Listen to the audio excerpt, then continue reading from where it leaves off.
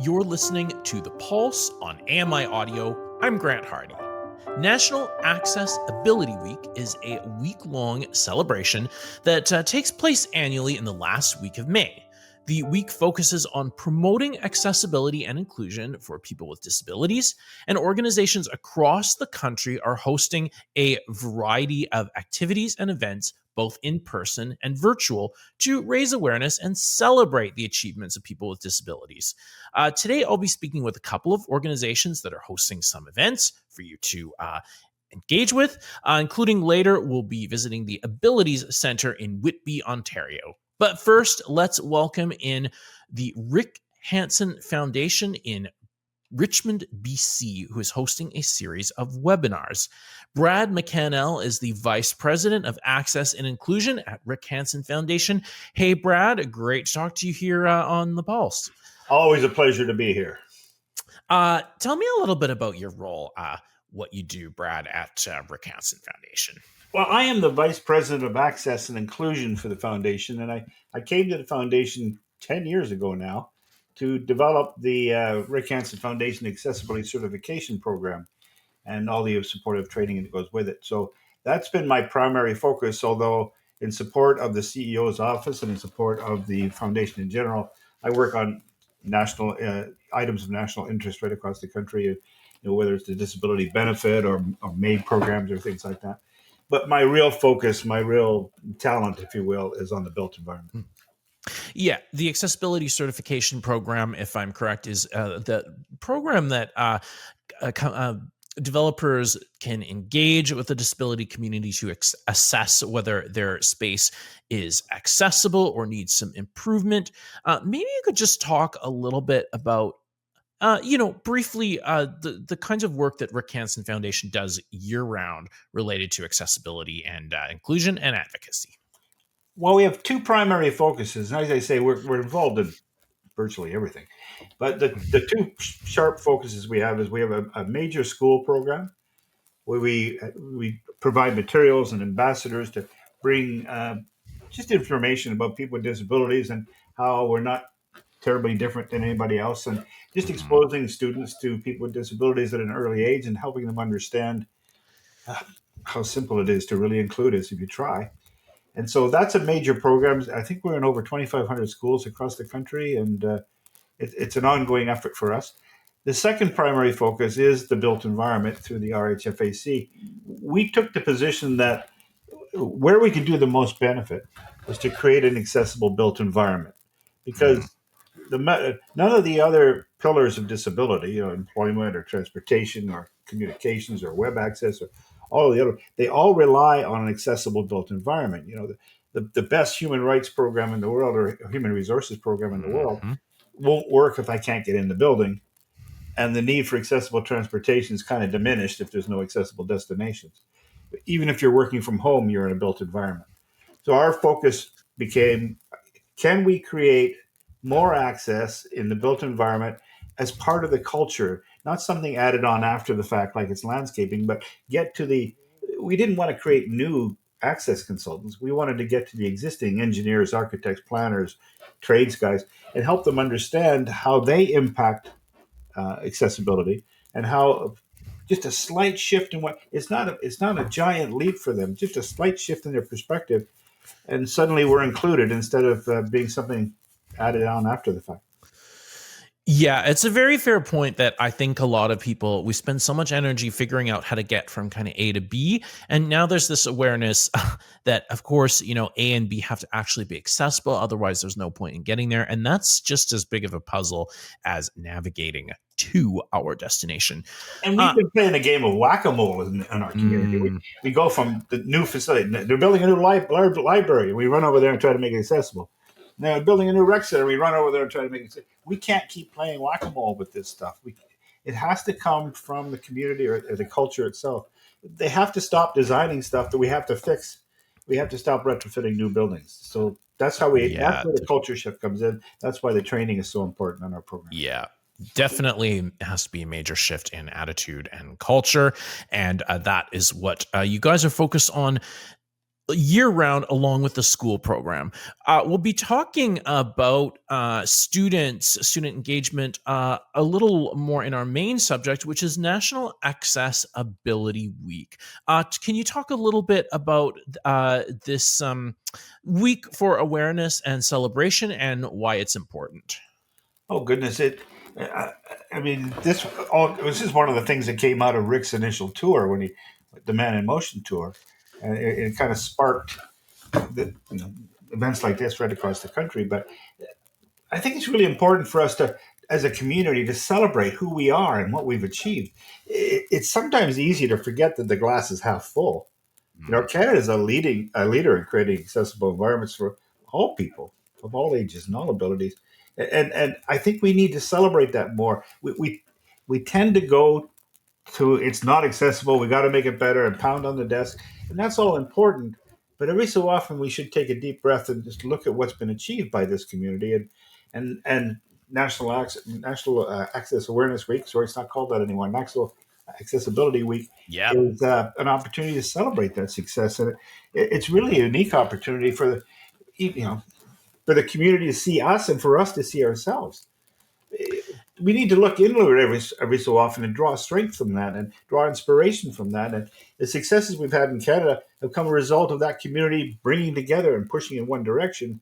And the more we do that as a community, the more success we'll have. So all the things that I do in the nuts and bolts world of creating meaningful access, it all comes from that united push by the community. So, in what ways is Rick Hansen Foundation celebrating National Accessibility Week? Well, one of the things we support all kinds of different activities, but within our organization, we've got a number of things. We're launching the RHFAC Buildings Without Barriers Challenge. So, for members of the BOMA, Building Operators and Management Association of Canada, it's an opportunity for them to nominate their top buildings and compete with one another to see who has the most accessible uh, plan and see if it's in place to remove barriers within the existing buildings. The built environment's the biggest challenge, the existing built environment. So having that, and again, that goes to the cultural shift. The competition of which building's more accessible is less important than the participants doing that. Participants looking at their buildings in a new way and becoming part of the movement instead of sitting outside and watching it. So the power of champion disability inclusion is a really important piece of that as well. It's a series of webinars we're doing, and the neat thing about that is we're bringing YVR, Canadian Tire, Scotiabank, we're bringing them to the table, and that's a really key point. In the past, we've been kind of talking in an echo chamber. Unless we have industry at the table, then the message is going to get lost. So this awareness webinar, the power of champion disability inclusion, it's a chance to interact directly with the people calling the shots, YVR, Canadian Tire, Scotiabank, and so it's really important to have that opportunity and to do it in the context of celebration, not in the context of confrontation. So I think that those two programs all by themselves are huge. We have school program webinars happening from the Youth Leadership Committee, and we talk about how to become a young advocate. We talk about how to the inclusive summer, how to make people with disabilities, people of all ages and abilities, really to be part of the community, be part of the planning. It goes back to that cultural shift. It goes back to including us, not as a afterthought, but as a key part of the very beginning of your planning. We have 5 Difference Makers Award this year coming up. So we're going to announce that on May 29th, who the difference makers actually are in the community. And again, it's just a way of recognizing who's out there and what they're doing and recognizing that the glass is still half full, even though there's frustrations and even though nothing's perfect. But gosh, if you go anywhere else in the world, which I do, I travel quite a bit. If you go anywhere else in the world, people come here and are blown away by the level of access. And it doesn't mean we're there or we're complete. We can lay back, but it does mean look at what we've got and look at how we can celebrate that. Yeah, it's definitely good to bear that in mind. It's all a journey. Love the perspective of engaging businesses, not just in confrontation, but also celebrating when people are doing it correctly, doing things right, and even some friendly competition. I think that's going to get the accessibility enthusiasm really flowing there. Can you tell me a little bit more? I would imagine the different awards are under wraps until closer to the event. But what sort of difference making do you like to celebrate at Rick Hansen Foundation? Oh, it's a broad range. It can be community activism. It can be, a real tangible example, where someone's taken a specific site in a community and turned it into something that it wasn't originally. It can be uh, just the impact that person might have on an architectural school, for example. So the Difference Maker Award is really designed, again, to celebrate the culture, or celebrate what we've actually achieved, but also to help people see that they could be a difference maker, right? Just to identify Mm, and celebrate some of the things. And not all of them are massive. Not all of them are, life changing experiences for every person in the country.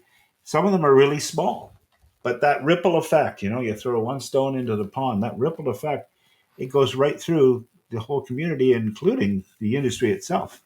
So that's part of that difference maker, is to just, the glass is half full, guys. We're doing great things here. Let's build on it. Again, not to say that there isn't, it's perfect and everything's done, but let's not forget we've built a lot. We've come a long, long way. The Accessible Canada Act is a huge step forward. Accessible Standards to Canada is a huge step forward. Are they? 100%. Are the ducks all in a row? No, they're not. And we have all kinds of issues, but the Difference Maker Award allows us to focus on how people can be successful, even within the restrictions that are placed on them. So, Brad, I also wanted to touch base on the free universal access guidelines. These are being made available, published, that anyone can access. What are these guidelines? What kind of examples do they cover? And who are you hoping are going to access and learn from these guidelines? Oh, I'm hoping everybody does. The Rick Hansen Foundation website, rickhansen.com, is a wealth of information for anybody, whether you're looking for training information or hardcore what do you do situations. So we've posted, uh, really, they're examples of what you can do in the direction you go. One of the challenges in the industry is every site is Mhm. different. Yeah. And the other challenge in the industry is this idea of being fully accessible. Um, at the risk of being too frank, there's no such thing as fully accessible. I can't make any facility accessible to all people with all disabilities at all times, in all site conditions, and all occupancies. It's not possible. So how do we reconcile those things together to make it work? Often in a building, for example, a large terminal building like an airport, we have a noise problem. And so what we do Mhm. is we put down carpet because that drops the noise level by 20%. Well, as you well know, carpet is great for people with hearing loss, but it's Yep. terrible to roll on. Yep. So did I create a barrier or did I take one away? And so these are the kind of conflicts you have to be able to resolve. So part of the idea behind getting some of the universal design guidelines up there is to help people understand the concept. Remember that universal design is not a thing. It doesn't tell you how wide a door should be. It's a principle. It's seven Yeah. principles. 100%. And so And understanding that is critical. So the idea, what we found is people they just weren't going to find the information. They were just thinking, no, a lot of people thought, oh gosh, it's more red tape, more regulation. I don't need this. And other people went, no, it's too challenging. So we thought by putting it in an easy bite size piece, combined with our training, we've got 3 levels, I think, of training now, from a rookie to for professionals working in the field. So, but the idea is back to that culture thing. Get the information, make it available to people, make it in bite-sized chunks. And really, what we're doing at the end of the day, even with the RHFAC, we're really teaching you the right questions to ask. The answers will change. It'll change on occupancy. It'll change on target accessibility groups. It'll change as we evolve as a community. The technology is going to make things better and easier, faster for lots of people. Medical breakthroughs are going to change things. So the answers will change, but the questions don't. So teaching yeah, people the right questions to ask is, I think, the key to moving forward. It's all about taking the best guidelines you can, evolving them, and implementing them as consistently as possible. Brad, I really appreciate your time. Thank you so much for joining us on The Pulse. Anytime. I so enjoy talking to you. Brad McCannell is the Vice President of Access and Inclusion at the Rick Hansen Foundation in Richmond, BC. And for more information on their webinars for National Accessibility Week, you can visit rickhansen.com/NAAW.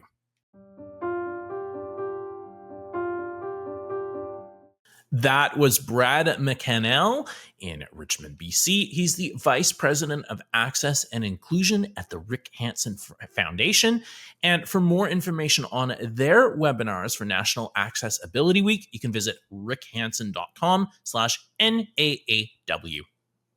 Let's jump over to Whitby, Ontario now, where the Ability Centre is gearing up for their National Accessibility Week conference at the end of May. Michael Cvitkovic has all the details for us. And Michael, welcome to the Pulse. Tell us about the Ability Center and your role, if you don't mind. Grant, thanks for having me. So I'm the president and CEO of the Ability Center, proudly located just near the lake in beautiful Whitby, Ontario. It's considered one of the most accessible facilities in our country. It started in 2012, doors opened, so we are now 13 years old, 125,000 square feet of accessible space where we run a myriad of programs for people of all abilities. And we're really just really excited to be able to showcase and highlight National Accessibility Week this year in 2025. Can you stress, the importance of having a venue like this that really connects the community, not only together, but in a forum that is accessible? Absolutely. Health is important for everybody. And to be inclusive means that we need to be able to have everyone happy, safe, and motivated to be able to continue to grow in their health journey. And the Ability Center, founded by the late Federal Minister of Finance, Jim Flaherty, and his wife, our former Deputy Premier and Minister of Health, Christine Elliott, really were the two people that put together the concept of the Ability Center and used other great facilities like Variety Village in downtown Toronto as an example. And when this was created, it was the idea of us having a space that is an incubator for accessibility. We have a research department that works with a varied partners in research in the accessibility and inclusion space, but also just a facility for people just to come and work out, to come and take a class, to come and walk the track, to be able to participate in a fitness class, Grant, where our fitness instructors have the ability to run a Zumba class or a dance fit class that they can cater to people of all abilities, whether you use a chair, whether you have visual impairment, whether you are a senior or a child, everybody can participate in our programs here. And so it's that idea of inclusivity that was really, at the precipice of what makes this facility not only world class, but one of the most inclusive in the country. Yeah, when we think about disability services and supports, just looking at all of the programming that you offer, I was particularly intrigued actually by the fitness, because being able to just enroll in a accessible workout, maybe have the like one or two accommodations that it might take for you to do the class, can be surprisingly difficult just from an attitudinal perspective. I would imagine you would find for sure, the fitness aspect is one of the more popular programming offered at the center. It is. It's certainly for our members, and again, I think how we look at accessible programming, I think, has also changed. Understanding that there are people that have acquired lived experience, some people through aging as well. And we do a lot for our seniors community here in the Durham region, in particular in the town of Whitby. And so it's important to create a space where whether you want a high intensity class or you're just looking to maintain your current physical status, to be able to have people that you can relate to, I think is really important, and so to be able to work out in a space where you know that you have trained facilitators, trained fitness class experts that can speak to not only delivering the class, but being able to cater to the needs of each of the varying and diverse community that we serve, I think is one of the superpowers of this place. The building is obviously incredible, 125,000 square feet of excellence and inclusivity, but it really is the people within it and the programs that we run for for all of the people that we serve here, I think is what makes this place just so unique and special. So you have an incredible amount of programming all year round that people can participate in. But the 2025 National Accessibility Week is coming up. And for that programming this year, you are running an entire conference at the end of May. Can you tell me a little bit about what people can expect? Sure. I'm a sports guy at heart. I've worked most of my time in professional and international sports, and you always work towards an Olympics or an NBA finals. And for us, National Accessibility Week is our Super Bowl, Grant, and we want to be able to really shed a light on that. Obviously, all 52 weeks of the year, but that 1 week that is dedicated across the country to bringing to Canadians just the importance of accessibility in our day-to-day lives. So we've been able to take ownership of that week here in Durham region. And our partners in accessibility and inclusion, Grant, have just they've been incredible. And whether that's through the regional municipality of Durham and working on an accessibility conference specifically with some of the services that they provide. But each of the departments within our organization have their own ability, no pun intended, maybe a little pun intended, to be able to showcase what they do and the partners that they work with. And so you'll see throughout the week that we're really shedding a light on all of the areas at Ability Center, whether that's our sport and recreation programming, whether that's our training and education department, which does a lot working with local businesses, organizations, and school boards to create a more accessible environment in their place of work or worship or play. We have partnerships with the town and with the provincial government as well that will bring to light employment services, which is a very important topic. Nowadays is certainly finding not only more accessible workplaces, but to be able to help those that have lived experience with the skills required to obtain and keep a job is something that we do a lot of work in our community, and it's important for us to continue to showcase. So for us, it's about shedding a light on everything we do here at Ability Center, bringing all of our partners together, and then being able to celebrate it. What's kind of the format of the conference like for participants who want to, register or attend? Like what would they expect during the week? Yeah, so easy to get onto our website, abilitycenter.org, and it's an accessible website. We the registration is free for the most part. I think the only thing that we charge a fee to is our accessibility awards, which we'll get to, I know, a little bit later in our discussion. So everything else just by registering. We certainly have an open door policy here at Ability Center, and right from Monday, May 26th, starting off with our keynote speaking presentation at 10 a.m. straight through until Saturday, when we have our information fair and employment services career fair. Most of our events are free. There's some experiential learning as well through some of our Try It sports and recreation activities in our field house. And so there really is something for everybody, whether you have a lived experience and want to try and find programs that can be catered to you, or you're the general population that needs to learn more about accessibility and inclusion in Canada. And we've got a little bit for everybody. That's great. And part of the conference, I believe, are the accessibility awards. Let's just dive right in, talk about that and some of the nominees as well. Sure. I had a saying that was given to me at my time during the Raptors and Maple Leaf Sports and Entertainment, when we always joked around and said, MLSC is the best sports and entertainment company in the world. Just ask us. And they did a really good job of promoting themselves. And that's something we don't necessarily do well here at Ability Center. We want to do more of it. And I think even in the accessibility and inclusion space, we need to celebrate our champions. So our National Accessibility Awards, which is scheduled for Thursday, May 29th, hosted by AMI TV's very own Kelly McDonald. We're really looking forward to having his hosting expertise here at Ability Center. There's 5 categories of various topics within, Community Champion, Trailblazer Award.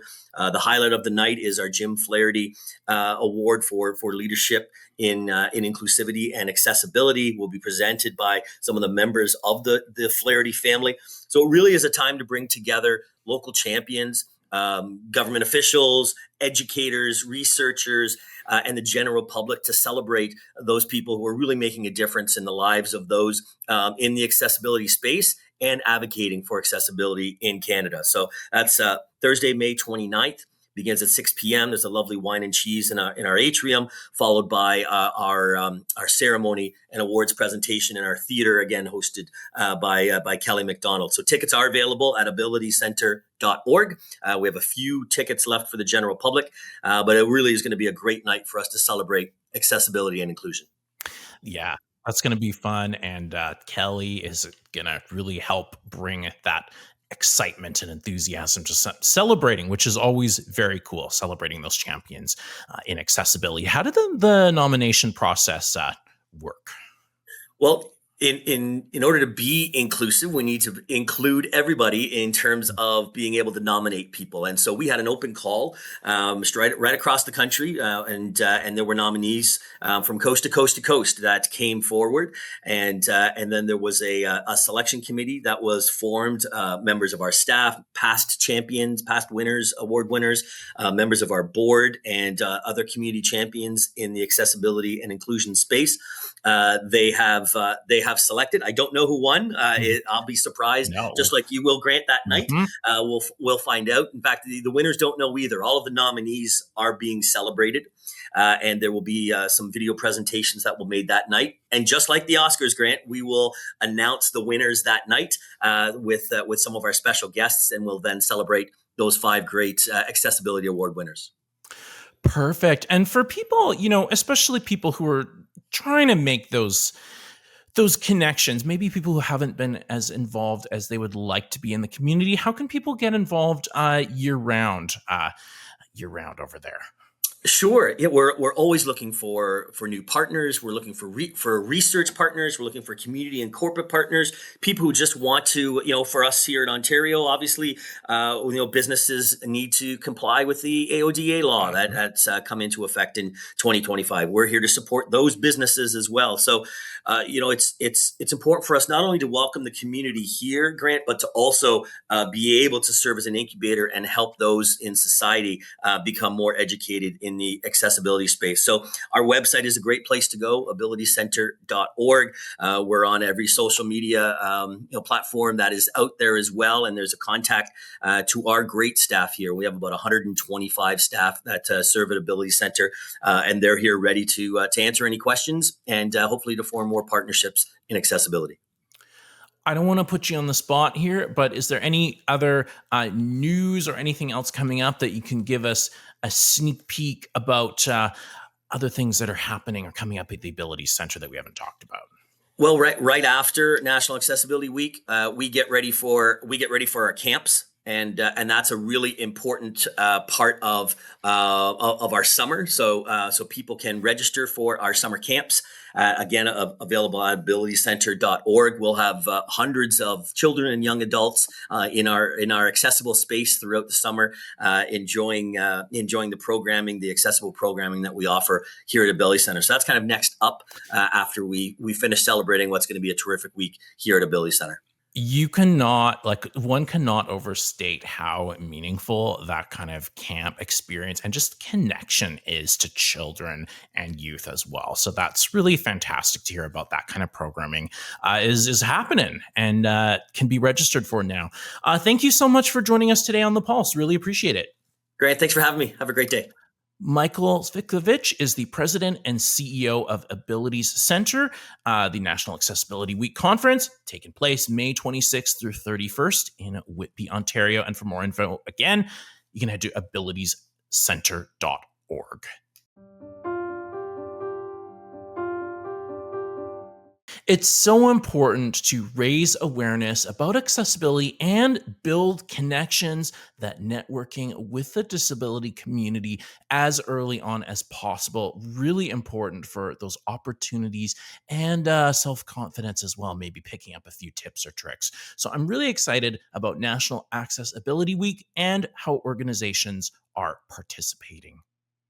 That's the Pulse for today. The Pulse airs on Tuesdays and Thursdays at 1:30 p.m. Eastern on AMI Audio and repeats every 6 hours. You can also subscribe to the show on YouTube or wherever you get your podcasts. I'm Grant Hardy. Thanks so much for listening.